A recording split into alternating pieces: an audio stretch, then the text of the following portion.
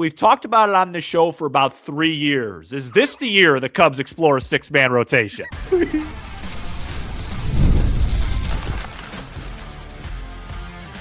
You are Locked On Cubs, your daily Chicago Cubs podcast. Part of the Locked On Podcast Network, your team every day. You are Locked On Cubs, part of the Locked On Podcast Network, now the #1 sports podcast network. We are your team every day. I'm Sam Olber alongside Matt Cozy, and we are lifelong fans taking our passion into a discussion with you on all things Cubs. We're going to go around the MLB, talk about some of these free agents that haven't signed yet, what's the impact that could have on the Cubs. We're going to dive into, again, starting to get a little tired of it, but the Nico Hoerner trade stuff and why the Cubs would do such a thing. Little Cubs convention talk, but I want to start, Matt, with talking about a tweet I saw yesterday from the great Bruce Levine. I'm just going to read it to you. Please. Depending on pitching staff help, the Cubs will be exploring using a 6-man rotation this season. Past injuries to Imanaga, Steele, and a veteran mix of Boyd and Tyone makes this a logical approach. Ray and Assad are excellent swingmen. 7 bullpen guys is a challenge. We've talked about this on this show probably since Jimmy Carter-ish. Millard, what's the guy? Fillmore. Ford. No, then there's like a Fillmore, president. Long way away. You still haven't gotten a haircut yet either. No, I did get one. Oh, you did get it. Yeah, come on. Oh, I apologize for that. I got one last week when I did some by myself, and I talked to. Oh, remember I opened and I said, "Hey, Cubs made a trade. I got a haircut." Right. That's right. I do apologize. Well, no, that means the haircut doesn't look good. I think it was Millard Fillmore. Anyway, this makes obvious sense. I mean, to the point where it's almost a non-story, because if all these guys are healthy at the same time, if you don't have a 6-man rotation, the better question is who would go to the bullpen? Yeah, a couple reasons they wouldn't do it is because, one, they feel like it devalues the roles in the bullpen. Because you may think at first, 6-man rotation, the relievers. And by the way, if you think my hair looks bad, you can use a shave. Well, and I'm ecstatic to shave tonight. It's looking worse. And so is the audience. The audience doesn't like it. So so I think it could devalue the or you may think the relievers pitch less if they go to a 6-man rotation. And so not only do the relievers possibly get devalued, but I really think the biggest case against it, because there is many cases to do it, and I also have a stat to push on when they probably should adopt it. But starting pitching is so routine oriented, and there are just so many pockets of the year to get rest or if need be, get creative. But only 6 of the 26 weeks, Sam, this season have 7 games. So a 7-game week only happens 6 weeks the whole year, about a week a month. Great info. And so that's why I think the momentum won't be great enough, especially early in the year. They opened the season with 15 games in 18 days. But they don't have to worry about it early in the year because they don't have Steele. They don't. But I would be an advocate around that time. Actually, I haven't. So 6 of the 26 weeks have 7 games. Maybe late July, early August is when you make the full-time commitment to it. But I agree. I could see why beginning of the year they wouldn't do it. And maybe instead then you do dip into that value of the relief pitching and say, okay, Cade Horton, you have an assigned piggyback person in Colin Ray. Okay, Matthew Boyd, you have an assigned piggyback person in Javier Assad. Maybe they do something like that. Well, first of all, early in the season, this isn't even a conversation until Steele comes back, which we still don't know exactly when that is, right? Right. If they're all healthy, right. And then the second part is if they're all healthy at the same time.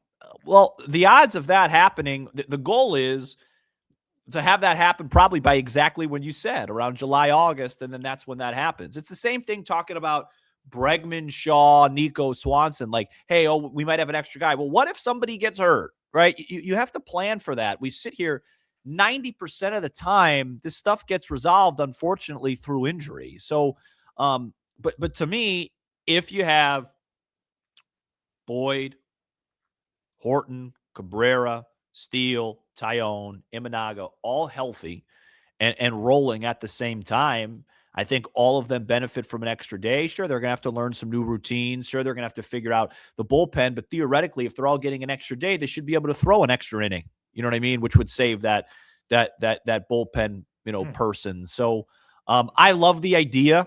I think it really benefits some of these guys. I mean, I think if Boyd had an extra day his last 5, 6, 7, 8 starts, if Shota got an extra day every start, man, I really think that benefits these guys. And I'm interested in seeing it. And, even a guy like Cabrera, who's battled his injuries. I mean, I think it just benefits everybody. Like, the Cubs don't really have a guy on their team, maybe Tyone, but he's battled injuries to where you're like, hey, that every 5th day, that guy's going 7 innings. He's throwing 200 innings a year, blah, blah, blah. They don't really have that guy. And so, it's however they want to manipulate it. And the last couple of days, Sam, I've really, really focused on the first 15 games of the season. Here we go. What can the Cubs do every year right on cue? Right on cue. Because they need to stack wins right away. They play the Nationals, Angels, Guardians, Rays, and Pirates. Don't roll your eyes when they have a soft opening, and they should start 10-5. I don't like a soft opening, though, because all those teams are going to be really locked in early. I like to see those teams later when they've kind of mailed it in. They can manipulate this out of the gate. Like, there's no reason why Boyd shouldn't pitch the 5th game, especially because he's throwing in the WBC. 8-7. There's no reason why Shota shouldn't be lined up with all the Thursday off days right away after that opener, which is on a Thursday. So do we know for a fact? They better not go 8-7. Do we the know Nationals are going to be horrible. Do we know that for a fact? The Angels are going to be horrible. The Rays are going to be horrible. Well, when's the last time the Rays have been horrible? Well, probably 2007. Yeah, no, I think that was the year they made the playoffs. Well, no, it was 08. Oh, that was 08 that year. Yeah. They are always tough. So, and is Tropicana back open? Are they playing there? I think so. Yeah, the Cubs are minor league park at the first game at Tropicana. Yeah, that could be a disaster. Well, that's one way to look at it. I won't be doing that. I mean, I don't know if the Angels are going to be bad. I don't know if 10-5. And then the Pirates, you're going to see ski. Well, yeah, that's a little different. The last 3 of that 15, but also, Sam, kind of tired of him. What happens to Ben Brown? Is he involved in this as a piggyback option? And down the stretch of the year, that last 50, 60 games, look for Jackson Wiggins to contribute. Well, the Ben Brown thing is interesting because I really thought there was a chance he could be traded this offseason. Maybe he still can.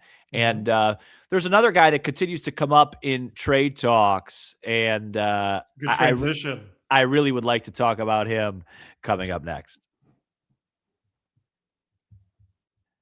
This episode is brought to you by FanDuel. The division round is here. And FanDuel is officially in playoff mode every game day during the NFL playoffs. FanDuel is giving customers even more ways to get into the action because right now, every NFL playoff game day, FanDuel users get a profit boost pack waiting for them inside the app. Each game day, you'll see a pack loaded with multiple profit boosts you can apply to the bets you like most. Your Chicago Bears are 3.5-point underdogs at home. It's going to be 0 degrees, snow flurry. Stafford's got a bad finger. They're used to practicing in warm, comfy LA. They come to Chicago, bear weather, Sunday night to Rico Collinsworth for the Bears to go to the NFC title game. It doesn't get any bigger. It doesn't get any crazier than that. So visit FanDuel, make a bet on that game, the official sportsbook partner of the NFL, and grab your Profit Boost pack every NFL game day.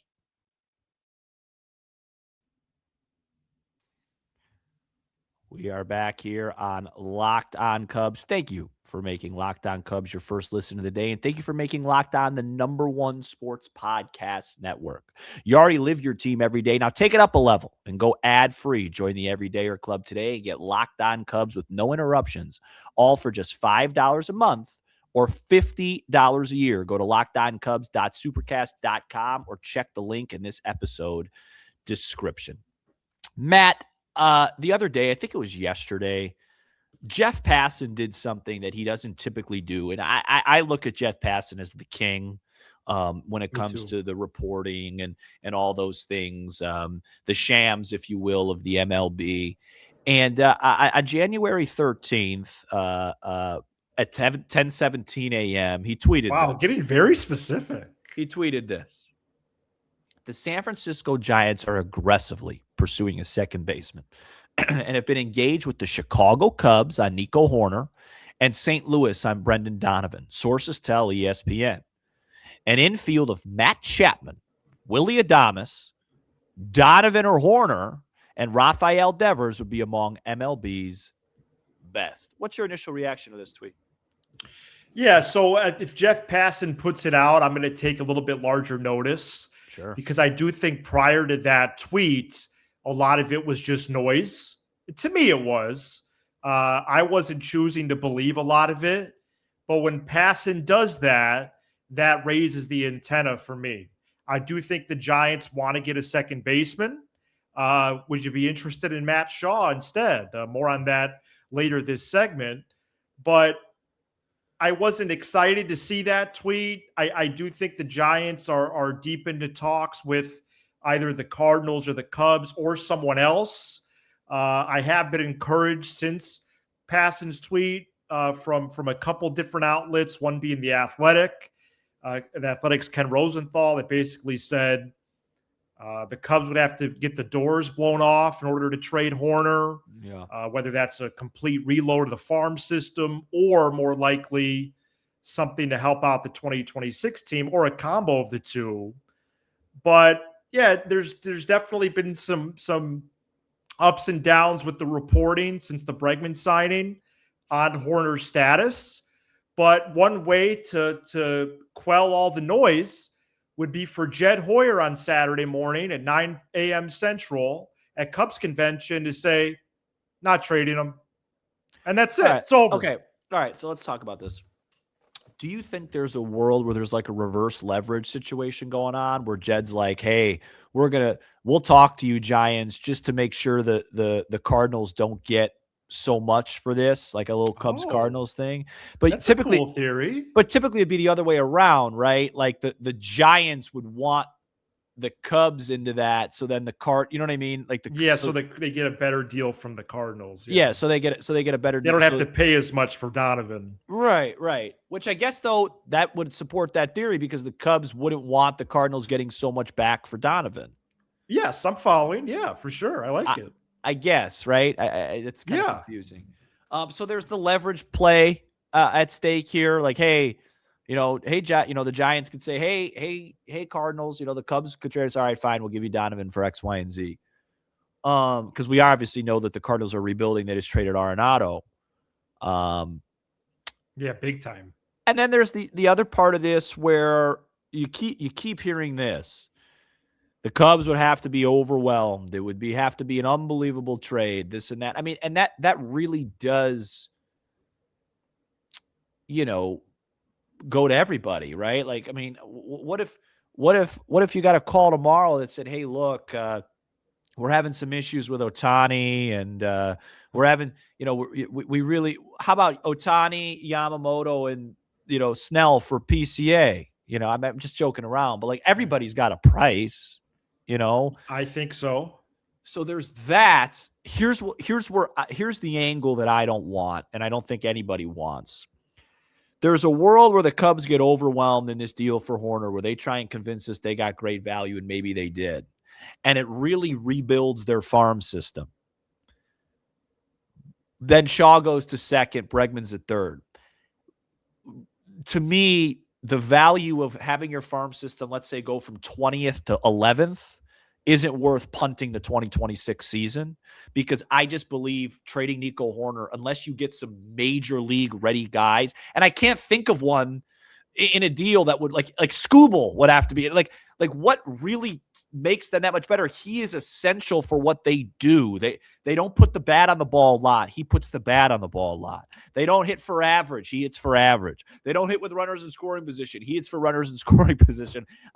I don't understand how you could convince us you're really focused on winning in 2026. It just feels very too timeliney, just trying to have your cake and eat it too. You couldn't convince it because the team is really, really solid right now. And if you get rid of a hitter that hit 297 last year, the team gets worse by a lot. Like a 6-something WAR, is brilliant at second base. And the team gets worse offensively and defensively. One thing I'd love to do when things quiet down, probably after the convention, is do our QR ratings or whatever we do, like our fan. Because like Nico Hoerner, I mean, where is he? He's beloved, man. Yeah, he's got to be near the top of the list, if not. He's beloved in the clubhouse. What kind of hit would the room take? Right. You think Ian Happ's going to be okay with them trading Nico Hoerner to go from the 20th best system to the 11th? No offense, I don't care what Ian Happ. Ian Happ's sitting there with a no trade. Everything's fine for him. You know what I mean? But I hear what you're saying. Okay. Maybe a different example, like Bregman would be that.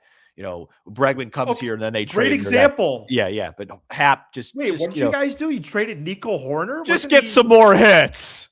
Did he hit 419 in the playoffs? By the way, folks, this is a bit. I like Ian Happ. If he listens in his show, they've got a great show, The Compound. And he might. We'd love to do something there. I don't think it's ever going to happen. I actually really like Ian Happ. He seems like an awesome guy, and he's a really good baseball player. I just, this is about entertainment, folks. I don't want to talk about Hoerner anymore. It feels like the Cubs are inclined to keep Hoerner, which is a good sign. Okay, I'm about to contradict myself. What would a major league ready talent deal look like in the case of Hoerner? I don't even understand it, because a team trying to get Nico Hoerner isn't trying to give you – they're trying to win right now because he only has 1 year left on his deal. So what big league level player would they give you back? It doesn't make a whole lot of sense. It would have to be young talent, and you'd have to feel like Matt Shaw is ready to not only take the next step, but maybe take the next 4 steps. Well, and I really believe that Matt Shaw is being talked about with multiple teams right now. See, that one I don't get either, because I think they're exploring his value, but he'll probably stay too. Like a 3-for-1 to try and help the farm?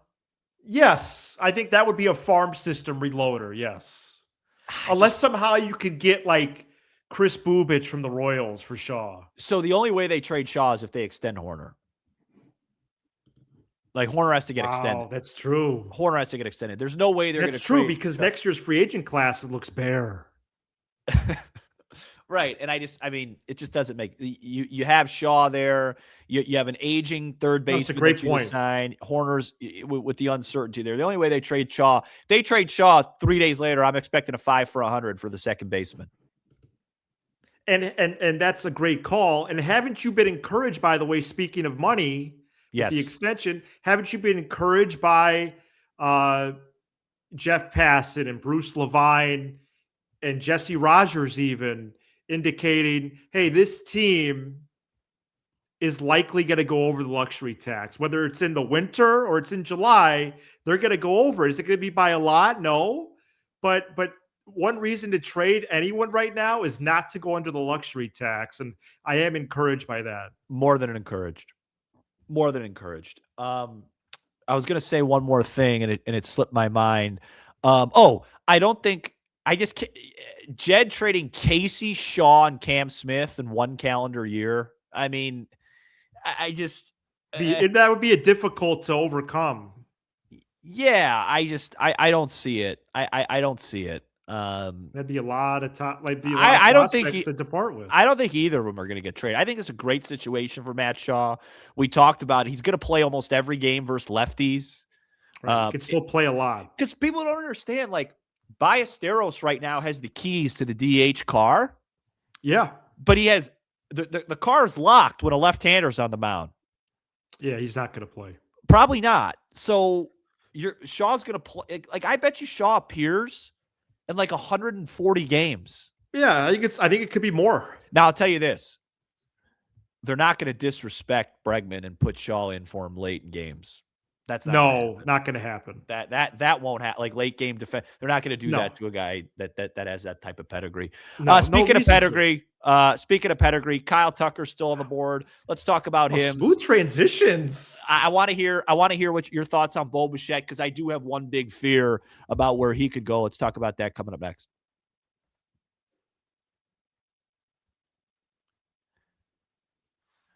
Before we get into the latest free agents, please come join us Friday convention meetup, 3:30 to 4:30. I'm still blown away at the specifics that you remember about this. I remember it from last year. Yeah. Yeah. That's how I am with statistics, but with stuff like that, I mean, I don't even remember picking you up that day. Oh, you did. So yeah.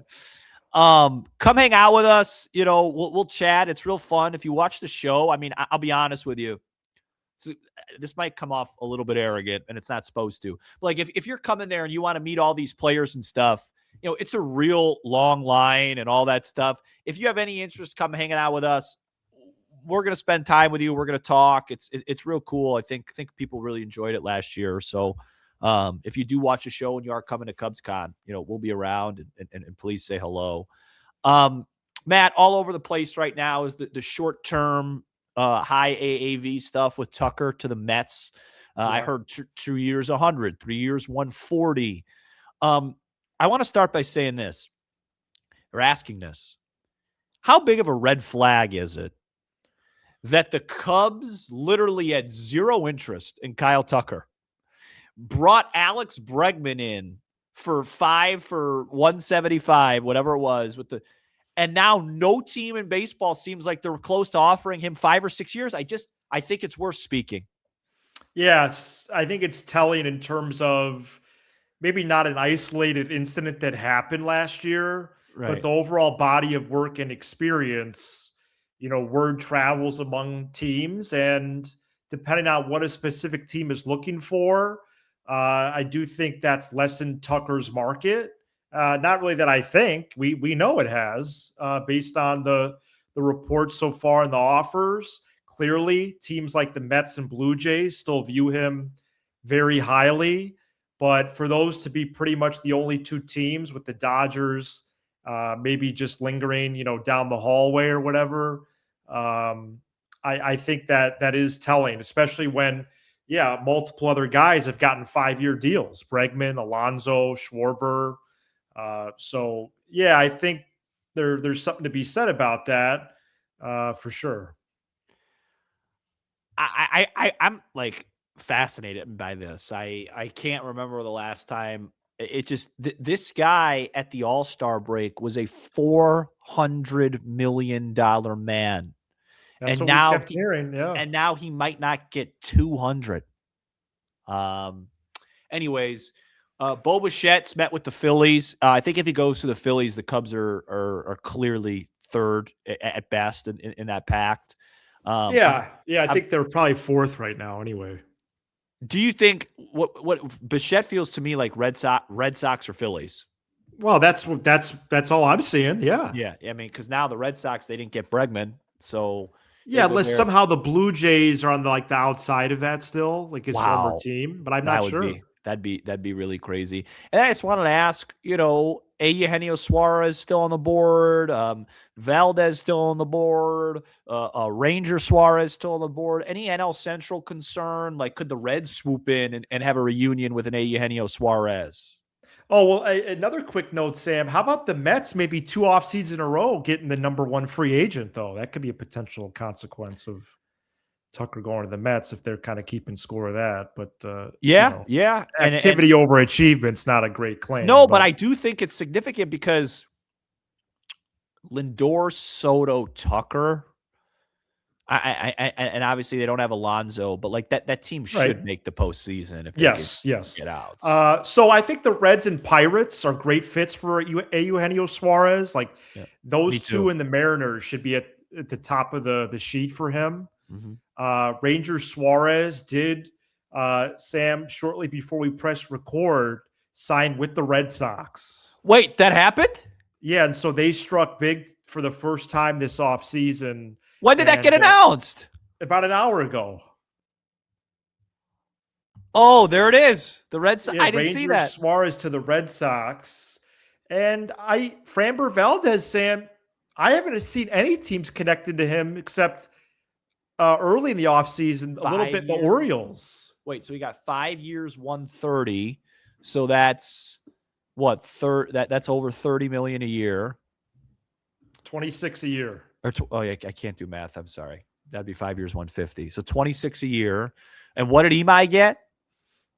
He got 18, but it's probably going to be 21 if he pitches 100 innings. But a shorter year deal. So he got 26 a year. So 5 year, 130. Okay. So that means Valdez is probably going to look for something like 6, 7. He's going to look more in the Cease. He'll probably be between Suarez and Cease. Yeah, that makes sense. I just wonder who's going to do that, though. 5 years, 130. Interesting. So 26 a year. Yeah. Okay. So he's making a little bit less. Seems like a fair deal. Right. Yeah. I would do that contract. Yeah. In a heartbeat. Wow. I didn't know. I can't believe I didn't know that. And that's on the heels of the Red Sox missing out on Bregman. And, maybe they do go really big and try for Bichette still on 5 years. 5 years, 130. Interesting. Okay. Very, very fascinating. Yeah. Well, that doesn't impact the Cubs. I'm worried about Suarez in Cincinnati. I don't think they'll spend it. Pittsburgh seems kind of like you go to 70 from 72 to 75 or something like that. I mean, every year I do the same dance on this show. Hey, Pittsburgh could be feisty, and it just never really turns out that way. Obviously difficult for us because we play 13 games a year and face Skeens 10 times. So I actually have some mild breaking news that I think we should lead off Monday's episode with. Is that an oxymoron? Mild breaking news? No, I think Happy Monday would be an oxymoron. Oh, okay. So somebody's got the Cubs traded. The Cubs signed Willie Castro. So for the everydayers, you're going to get a little bit of this now, but the FanDuel win totals have been released. Oh boy! Don't open another tab. Don't do it. I didn't. I thought I was. Okay, because I'd like you to guess for entertainment purposes only. This is a great tease for Monday. This is fresh. We're just going to do a minute on it on FanDuel. Yeah. Okay. A great partner of this program and the whole network. I'm just going to go through the whole NL Central real quick. That's all I want to do. Okay. Oh, this is this is like a holiday for me. I don't think I'm ready for this. I'm really, really happy about this. Okay, I'm going to say, if you're happy that I was going to say 87.5 for the Cubs. I'm happy that they're out. I'm going to say 87.5 final answer Cubs. 88.5. Wow, that's amazing.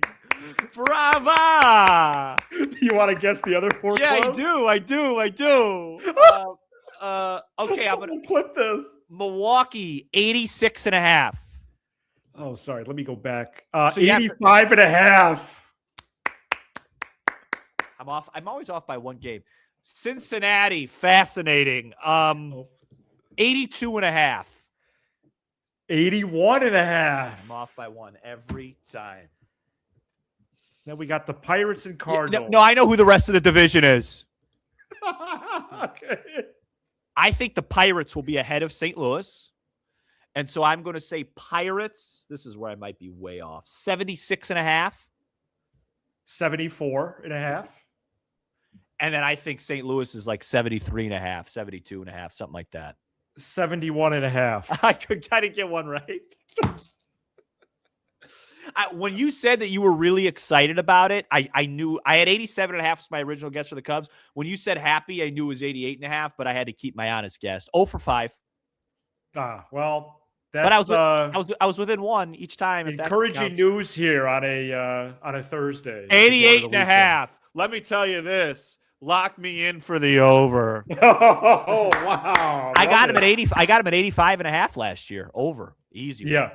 Easy work. And I also took the Brewers over. That was in like 80.5. All right. No one heard what you just said. Good, because they went over by like 18 games. True. They had their over covered by Independence Day. I gotta tweet these. No, this is amazing. Thank you for making Locked On Cubs your first listen of the day. Wow, breaking news on this show twice for me. And thank you for making Locked On the number one sports podcast. Suarez was a Red Sox. Oh, sorry, I had work today. You already live your team every day. Now take it up a level and go ad-free. Join the Everydayer Club today and get Locked On Cubs with no interruptions. All for just $5 a month, $50 a year. Go to lockedoncubs.supercast or check the link in the episode. I just read the exact wrong thing. I'm really sorry. I will thank you for making Locked On Cubs your first listen today. For those of you on video, we send you to the 24/7 National Podcast Network YouTube channel, and on audio, make sure your second listen is Locked On MLB. Take care, everybody. What a very overwhelming program.